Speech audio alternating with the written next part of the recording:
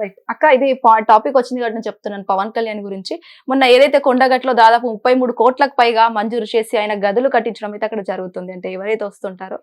So మరి అక్కడ తెలంగాణలో చేసిన ఆయన మరి ఇక్కడ సీఎం ఎందుకు చేయట్లేదని చాలా వరకు అటు బీఆర్ఎస్ పార్టీ కావచ్చు, బీజేపీ వాళ్ళు చాలా వరకు అంటున్నారు. అంటే ఇక్కడ కాంగ్రెస్ ప్రభుత్వం వేస్టేనా 2 ఏళ్ల పాలన అని చెప్పేసి వినిపిస్తున్నాయి. ఏమంటారు దానికి? అమ్మా, ఇప్పుడు నువ్వు తిరుపతి వెళ్తావు, తిరుపతిలో మొక్కుకుంటావు, నీకేదో అవ్వాలి, నేను నాకు ఒక ఛానల్లో మంచి ఛానల్లో నాకు రావాలి అని మొక్కుకుంటావు.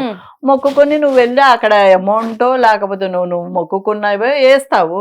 అది ఏంటి అంటే అక్కడ తిరుపతిలో వాళ్ళు పాలన లేదా? నువ్విచ్చే 10,000 నువ్విచ్చే 5,000 వాళ్ళకి గత అది కాదు కదా అక్కడ.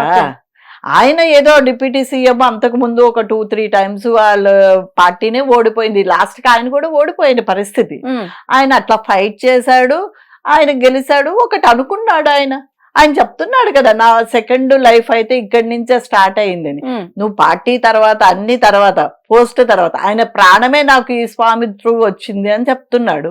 అన్నప్పుడు ఆయన మొక్కుకున్నాడేమో. ప్లస్ ఇంకొకటి, ఇది ఎవరి జోబుల్లోంచి తీసివేసింది కాదు. తెలుగు రాష్ట్రాలు 2, అటు తమిళనాడు, కర్ణాటక అన్ని రాష్ట్రాలు వాళ్ళు తిరుపతి వెళ్తారు, తిరుపతి స్వామివారు దర్శించుకుంటారు.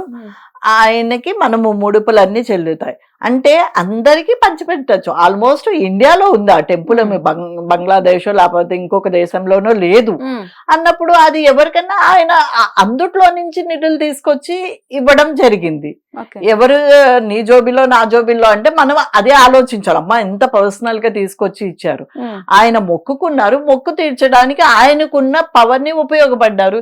ఏమో రేపు పొద్దున్న ఇక్కడ సీఎం ఎక్కడైనా మొక్కుకుంటే అక్కడ ఇస్తారేమో. అది ఎట్లా చెప్పగలుగుతావు? అది చేతకాని తనం ఎందుకు అవుతుంది?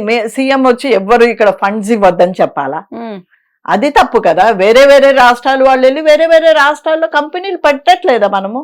అట్లాగా ఆయన ఇక్కడ వచ్చి మొక్కుకున్నాడు, ఆ మొక్కు తీర్చుకోవడానికి మన తిరుపతి దేవస్థానం నుంచి నిధులు ఇచ్చాడు. దానికి దీనికి అసలు ఏమన్నా సంబంధం ఉందా? బీఆర్ఎస్ వాళ్ళు ఫస్ట్ వాళ్ళు ఎంత ఉన్న లొల్లిని కరెక్ట్ చేసుకొని వచ్చి పిచ్చి మాటలు మాట్లాడద్దు. ఎందుకు మాట్లాడుతున్నారు? ఎవరు ఎక్కడైనా మరి ఆ కేసీఆర్ ఆంధ్ర వెళ్ళలేదా? దుర్గగుడికి ఏమి ఇచ్చొచ్చారు మీరు గుర్తు చేసుకోండి.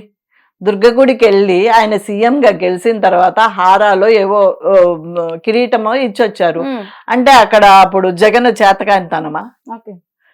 అది మొక్కు. అది మొక్కుకున్న వాళ్ళు వెళ్ళి చేసి పూజలు చేసుకొని వాళ్ళు అనుకున్నది ఏదో ఇస్తారు, తులమో ఫలమో ఎవరి రేంజ్ లో వాళ్ళు ఇచ్చుకుంటారు. ఆయన కూడా ఆయనది కాదు, ఆ గుడి నుంచి ఈ గుడికి షిఫ్ట్ చేశారు. అది ఎక్కడైనా ఉంటది. తిరుపతి దేవస్థానం చాలా గుళ్ళకి ఇస్తుంది, ఎన్నోమెంట్స్ ద్వారా చాలా గుడిలకి డెవలప్మెంట్ కి ఇస్తుంది. అది ఆయన త్రూ జరిగింది అంతే తప్ప గవర్నమెంట్ కాదు. ఆయన త్రూ ఇక్కడ తెలంగాణ గవర్నమెంట్, కాంగ్రెస్ గవర్నమెంట్ అనాల్సిన పని అయితే ఏం లేదు దీంట్లో. పెద్ద నాకేమైతే రీజన్ అనిపించట్లేదు. రైట్.